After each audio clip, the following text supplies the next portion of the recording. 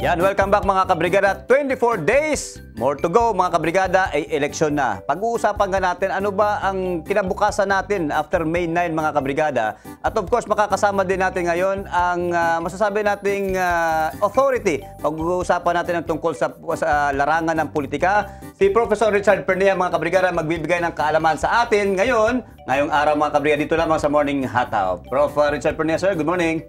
Good morning, John. Good morning, Lai. Good morning. And good morning to all the viewers. Ayan mga kabrigada, unang katanungan, Sir Richard.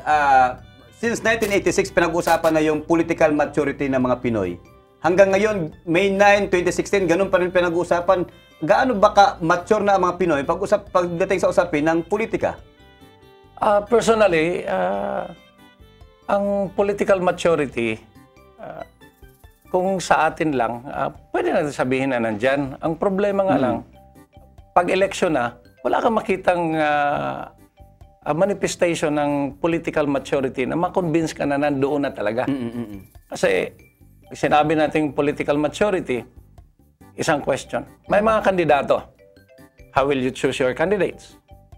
Of course, for a politically matured voter, siyempre, pipili siya ng anong klaseng tao ito. Background, educational qualification, the ability to serve, hindi ba ito basag ulo, yung mga looking into the qualification on the finer side.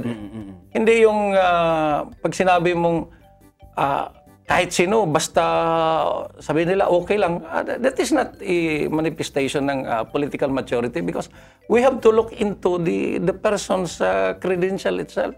At saka kung may track record, the better. Kasi hindi naman po pwedeng sabihin mo na, sige, piliin natin ito kasi artistahin ang dating. O eloquent speaker nga, wala naman nagagawa. Or sabihin natin na, ito piliin natin kasi baka matulungan tayo financially. So, pag ganyan na ang isip, wala. Out of the loop na sa tinatawag na political maturity. Pwede bang sabihin na the people, the voters, politically matured sila dahil alam nila kung anong gusto nila. Alam nila kung ano ang kailangan ng bayan. Pero wala silang choice doon sa pagpipilian nila mga kandidato. Maganda din yun kasi while the person politically matured siya, pero kung ang pagpilian naman, wala parang you know what to choose, but you have no choice. So, mahirap din kasi kung sabihin mo ngayon na ito ang gusto ko, pero naka-range na mga kandidato, wala naman doon ang hinahanap mo. Siyempre, medyo masama din ang loob mo dyan. So parang it would be in the situation na kung politically matured ang mga voters, it follows naman na merong qualified voters, qualified candidates. Also, yan ang magandang match. Kasi meron kang wide range of choice kasi yung nagpresentar na ng magkandidato, they actually possess the necessary qualification as well as the ability whenever they get elected. And they can serve the people as they had been telling the community that, hey, I would like to serve you. Is it also because of the system meron tayo ngayon? Kaya kahit na pag-usapan natin political maturity, empowerment ng tao, ganun pa rin ang sitwasyon natin? To some extent, yes. Kasi kung isipin natin ito ngayon, ano bang nandyan sa sistema natin? Sometimes you say, okay na kasi system yan. System. But the question is, not all systems we are trying to identify actually works. So kung pag hindi na yung system na yun does not fit. So why are you going to keep the system itself? So yeah, we have heard before, Prof. Pernia, that you've mentioned ang General Santos City voters ay mga are politically matured. How come umabot po kayo sa ganong klaseng konklusyon regarding the voting population of General Santos? Since I arrived here in 1986, yung primerong election after sa ratification ng 1987 Constitution, General Santos, especially sa presidential election, 92, then 98, yung bang marami ang nagtatanong, bakit ganon ang voting behavior ng Gia Santos? Parang naiiba. Naiiba talaga kasi una, of course, sa 1986 snap election, hindi nanalo si Marcos dito. Sa 1992 naman, hindi rin nanalo si President Ramos. And then sa 1998, hindi nanalo dito si President Estrada. So, looking at it, I'm not saying na porque hindi sila nanalo dito or ano, but if you look at the candidates that won here in Gia Santos, you will know na hindi yung tipong botante na basta pagsabihan mong ito ang piliin natin, we go for that. No. I say it is a thinking voter kasi kung if I'm not mistaken, nanalo yata dito si Salonga, si Senator Jovito Salonga. And in that 1992 election, I was even surprised kasi pwede namang ibang kandidato. Pero bakit si Senator Salonga ang nanalo? So, tingnan natin ang track record ng yumaong senator. Hindi naman yun matawaran eh. You cannot actually just simply say, sino ba yan si Senator Salonga? Pero dito sa Gia Santos, si Senator Salonga, siya. So, nag-iisip talaga yung ang conclusion dun is, nag-iisip yung mga botante ng Gia Santos City that they don't just simply choose a candidate by reason na popular ito. Sa pag-uusapan natin sa General Santos, yung mga malalim talaga ang obserbasyon ng politika sa Jensen, mapipili lang mga kabrigada Sir Richard kung sino yung may hawak ng political machinery. Nasa tatlong pamilya lamang yan. ABCD lang yan sila eh. Kung sino yung ididikta ng pamilya na yan, yun ang lumalabas na magiging political leader dito sa General Santos. So does it mean na, pwede ba masabi natin na kahit na ganun, politically matured pa rin ang taga Jensen? Iba kasi yung configuration sa national election sa local. So, kung sa national, I will always say na matured yung Jensen. Pero sa local naman kasi, we have to accept the reality na madugo din yung sitwasyon. Because while you are thinking, you cannot prevent the influence and the pressure coming from the family. Kung clan ka ngayon, yung sinabi mo, ABCD na pamilya. Ngayon, kung si A naman sabihin niya na, ito ang gusto kong mangyari. Ito ang kandidato ko. Dapat suportahan mo ako. Well, much as these family members would refuse, mahirapan sila kasi meron din namang mga entitlements yan in the process na kung hindi ka sumabay doon, pag manalo yan, wala ka rin. So, when you go to Family B, ganun pa rin ang takbo. So, ang tinitingnan ko ngayon is kung malusaw ito, yung voting population, kung malusaw ito to some extent na madagdagan ng mga thinking voters din. Ang problema lang dito, baka hindi tayo makaalis doon sa configuration if this will continue because those who are supposed to be an addition to the voting population would also behave such way. Pwede yan. Kasi kung ano yung nakikita ng mga patubo ngayon na henerasyon sa kanilang parents, kung ano mas yung suportahan ng mga parents, usually yun din ang magiging trend nila eh. Yun lang yung magiging... Pero ito lang, Sir Richard, sa national level, ang papel ng media sa political maturity ng tao. Last time, nagkaroon na ng dalawang debate, presidential at isang vice presidential, pero kahit ako, makikita ko yung mga questions ng mga host nung debate na yun, hindi rin masyadong matured.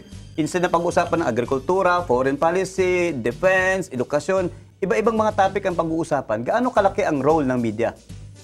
Personally, I would say the media as fourth state. Malaki talaga ang role niya. Hindi lang role, malaki ang responsibilidad. Kasi alam mo naman yung mga viewers natin, hindi naman sa hindi sila nag-iisip. Pero the influence coming from media personalities, isang factor 'yun. Kasi if that media practitioner would ask yung question na talagang tumbok na tumbok, then the people would also be given the exact information, or they will have a good grasp of the situation. As you have mentioned earlier, wala man lang nagsalita tungkol sa defense. Wala man lang nagsalita, especially yung defense in terms of territorial encroachment. Wala, parang sabi pa, you seem to be walking in a street where you are all alone. Kasi wala naman. And then, I think one of the candidates was then saying, ayoko nang pumunta doon sa debate kasi we are not talking platforms. Sinisiraan lang ninyo ako. I mean, you know whose candidate I'm referring to.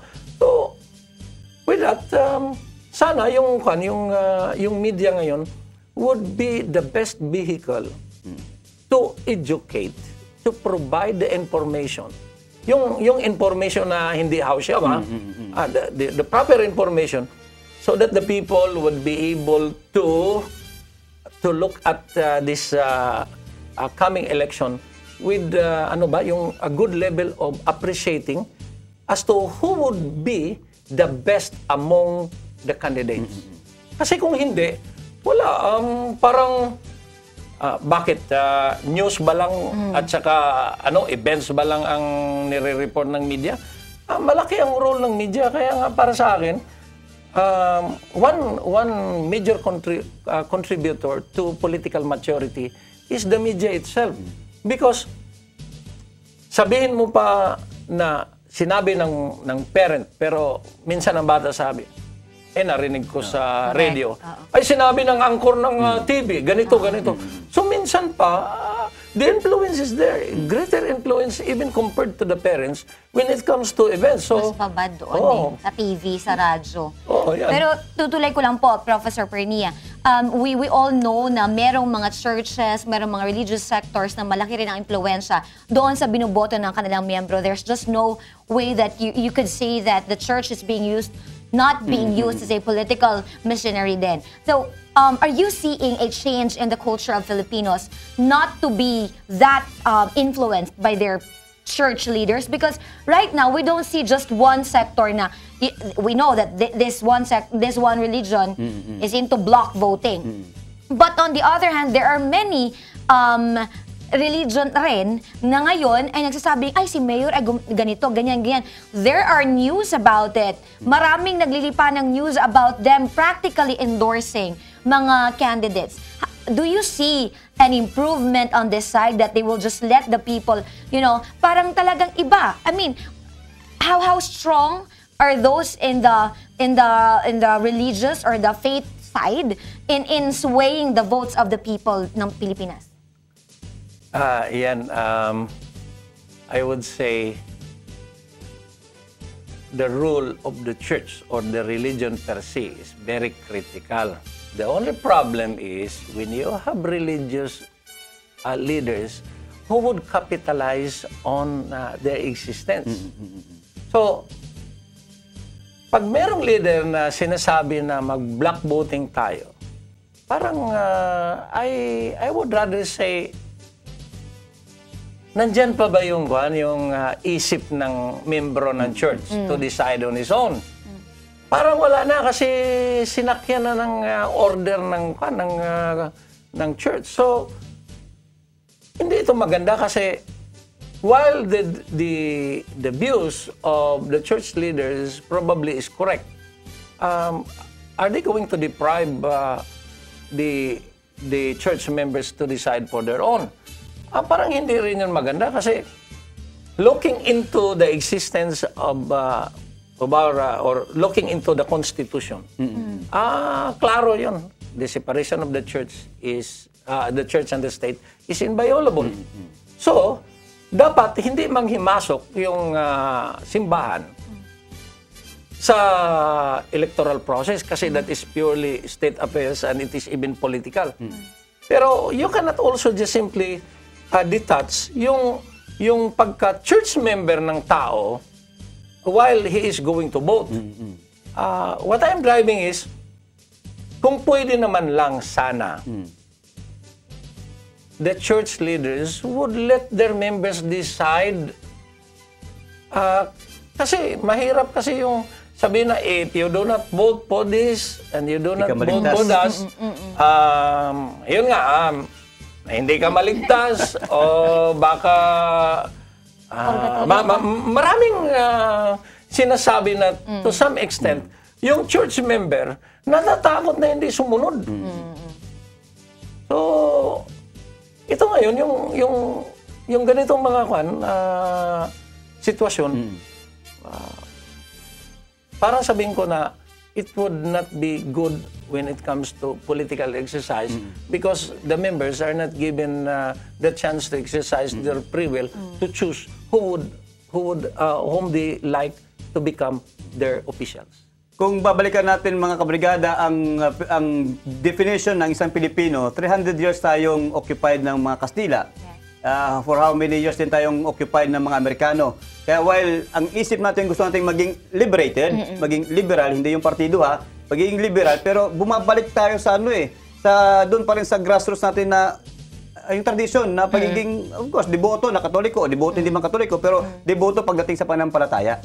Kaya nakikita natin usually, yung mga religious sector, sila yung parang emissary, sila yung mga magbibigay sa atin ng pag-aangat sa ating kung saan tayong sitwasyon ngayon. Mahirap, parang mas malakas pa tuloy, no? Mahirap. Parang mas malakas. Lalo na kung halimbawa yung political leader, yung religious leader nyo, tatakbo pa. Di ba? Meron nangyari noon. Meron nangyari. That's very true. Kasi sabihin na, last election, merong church leader na tumakbo. Pero nagrereklamo din siya kasi sabi niya, nadaya rin siya. So, ngayon, going back yung 300 years na sa Castilla, then about 50 years sa mga Amerikano. Kung tignan natin maigi yun,